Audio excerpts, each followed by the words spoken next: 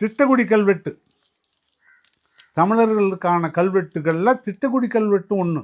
அது ஒரு சாதி பெயரை குறிக்குது. ஆனாலும் தமிழர்களுக்கு எல்லாரும் நீங்களும் பாருங்கள், அது என்ன அந்த கல்வெட்டில் இருக்குதுன்னு நீங்கள் கவனிங்க. இந்த கல்வெட்டு செய்தியே பெரிய வடுகன் கழகம் என்பார்கள்.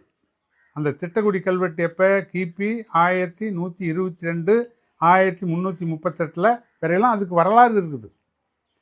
கர்நாடகா போசல மன்னன் விஷ்ணுவர்த்தன் என்பவன் சோழ நாட்டின் மீது படையெடுத்த போது ஆடுதுறை சிவன் கோயிலில் இருந்த தெய்வ திருமேனிகளையும் நாயன்மார் மூவர் பிரதிமங்களையும் கவர்ந்து சென்று போசல தலைநகர் துவாசமுத்திரத்தில் வைத்திருந்தனர்.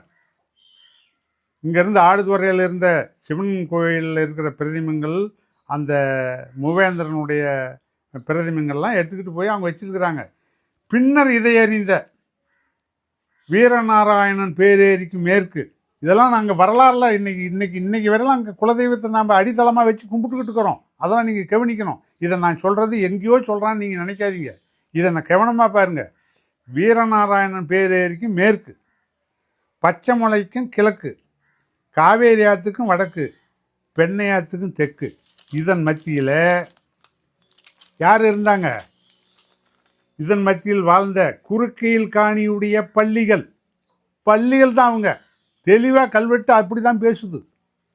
ஆய்குடியில் காணியுடைய பள்ளிகள், ஓலைப்பாடியில் காணியுடைய பள்ளிகள், தொங்கர்புரத்தில் காணியுடைய பள்ளிகள், மரகத சோழ முத்திரையன், உகுளூர் காணி, தொழுதூர் காணி ஆகிய வில்லையுடைய பள்ளி நாட்டவர் பல காணியாளர்களும் துவாசமுத்திரம் சென்று போசலர்களுடன் சண்டையிட்டு தெய்வ திருமேனிகளையும் நாயன்மார் மூவர் பிரதிமைகளையும் மீட்டு வந்து ஆடுதுறை சிவன் கோயிலில் வைத்தார்கள். இது வரலாறு. நான் சுருக்கமாக தான் எழுதியிருக்கிறேன். நூல் வன்னியர் பக்கம் 439 போய் பாருங்க, இன்னும் விரிவாக இருக்குது. ஒவ்வொரு குலதெய்வ பங்காளிகளும் நீங்கள்லாம் போய் அந்த கல்வெட்டு நீங்கள் படிக்க வேண்டிய கடமை உங்களுக்கு இருக்குது. பொறுப்போடு போய் பாருங்க. அதெல்லாம் வன்னியர் பக்கம், வன்னியருங்கிற நூல் ஆசிரியர் நடன காசிநாதன் அவர்கள் நம்ம குல ஆசிரியர், நம்ம குல ஆசிரியர் நடன காட்சினன். மேலும் விரிவாக காணலாம். இந்நூலே பக்கம் 21 என்ன, பெண்ணையாறு வரை கிருஷ்ணவன்னியன் ஆட்சி செய்தான் என்ற வரலாறு அவர் அந்த புத்தகம் பேசுது. வீரவன்னியர் கதை அப்படிங்கிற ஒரு வன்னிய புராணம் ஒரு நூல் இருக்குது. 157 அந்த நூல் என்ன சொல்லுது? பெண்ணையாறு வரை கிருஷ்ணவன்னியன் பாகம் பிரிந்தது என்று அந்த நூல் பேசுது. காராச்சூரி மாமா சொன்ன செவிவெளி வாய்மொழி தகவலில் ஆதியில் பெண்ணையாற்று பாசன நிலம் எங்களுக்கு இருந்ததாம் என்று அவர் சொல்லுவார். எங்கள் மாமா காராச்சூரி மாமா சொல்லுவார். இன்னும் நிறைய பெரியவங்களாம் சொல்லுவாங்க. பெண்ணையாற்றின் தென்கரையில் அமைந்துள்ள ஆதி திருவரங்கன் மாங்கட்டப்பட்டி அருள்மிகு பாப்பாத்தி அம்மன் வீரகாரசாமி பங்காளிகளுக்கு அடித்தள குலதெய்வமாகும். இல்லைன்னு சொல்லுங்க. இத்தனை ஆதாரங்களையும் எடுத்து நான் பேசியும் இல்லைன்னு மறுத்து உங்கள் விதண்டாவாதம் தானே இதெல்லாம் வேணும்னு பேசுகிறீங்களே. திருவண்ணாமலைக்கும் திருக்கோயிலூருக்கும் இடையில் மணலூர்பேட்டை, அங்கே தான் மணலூர்பேட்டை இருக்குது. அதன் அருகில் மணலூர்பேட்டை அருகில் பெண்ணையாறு இருக்குது. ஒரு 2-2.5 கிலோமீட்டருக்குள்ளேயே பெண்ணையாற்றின் தென்கரையில் அமைந்துள்ளது ஆதி திருவரங்கன். இத்திருத்தலம் 2000 ஆண்டுன்னு சொல்கிறாங்க, 3000 ஆண்டுன்னு சொல்கிறாங்க. அது காலத்தால் முந்திய கோயில். அங்கெல்லாம் போய் பாருங்க எத்தனை வரலாறு அங்கே நம்ம கொட்டி கிடக்குதுன்னு. 2000 ஆண்டுகளுக்கும் தொன்மையானது திருச்சிராப்பள்ளி ஸ்ரீரங்கராயர் திருத்தலத்தை விட பழமையானது. ஸ்ரீரங்கராயர், நல்லா கவனிங்க. ஸ்ரீரங்கம் நாம் போட்டுக்கிட்டான்.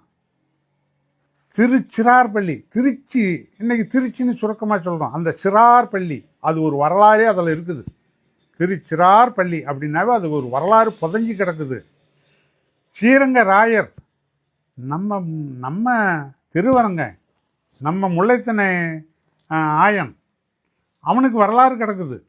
ஆதி திருவரங்கன் மச்சாவதாரம் எடுத்து அசுரர்களை வென்று தேவர்களை காத்தார் என்கிறது தல வரலாறு. அந்த ஆதி திருவரங்கனுடைய கோயிலில் இருக்கிற வரலாறு அப்படி தான் சொல்லுதான். மச்சாவதாரங்கிறது பாண்டியர் இலச்சனை, பாண்டியர் துணை கொண்டு தான் அவன் போய் எங்கேயோ போருக்கு போயிருக்கிறான். அப்படின்னா இப்போ மச்சாவதாரம் எடுத்து போகிறான்னா அவன் அவதார கதையாக எழுதியிருந்தாலும் மூலம்னு தேடினீங்கன்னா என்ன கிடைக்கும்? பாண்டியருடைய மீன் சின்னம் தான் நமக்கு கிடைக்கும். மாங்கட்டுப்பட்டி அருள்மிகு பாப்பாத்தி அம்மன் வீரகாரசாமி 3 கரை பங்காளிகளுக்கும் ஆதி திருவரங்கன் எங்கள் அடித்தள குலதெய்வம் என்று சொல்லி வருகிறாங்க. அவங்களும் சொல்லிக்கிட்டு தான் வர்றாங்க, அவங்க மறுக்கலை. அப்படியானால் அவர்கள் முல்லைத்திணையர் ஆயர் மன்னன் பரம்பரை என்றாகிறது. அப்படின்னு ஆறு முல்லைத்திணையில் ஆயர் மன்னனுடைய பரம்பரை தான் அவங்க. வேற என்னன்னு தான் சொல்லுவீங்க, இப்போ சும்மா பீத்திக்கிட்டு திடீரான்னு சொல்லுவாங்க. ஆனால் நீங்கள் தேடினீங்கன்னா தானே கிடைக்கும்.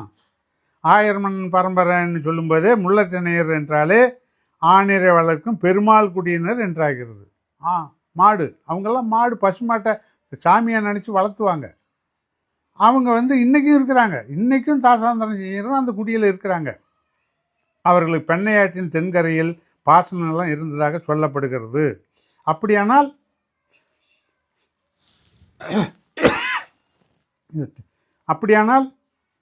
அவர்கள் தென்பெண்ணை காணி பெருமாள் கூட்டம் என்றாகிறது.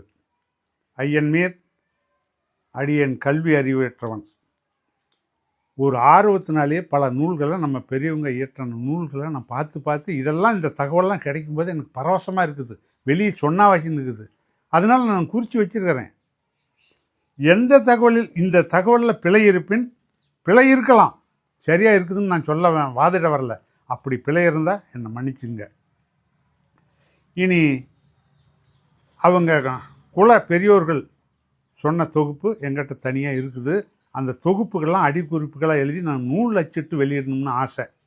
ஏன்னா அது எங்கள் தாய் மாமட்டு வம்சம், அவங்க அந்நியச்சல் கிடையாது, யாரோ ஏதோ சொல்லிவிட்டு போச்சாராங்க.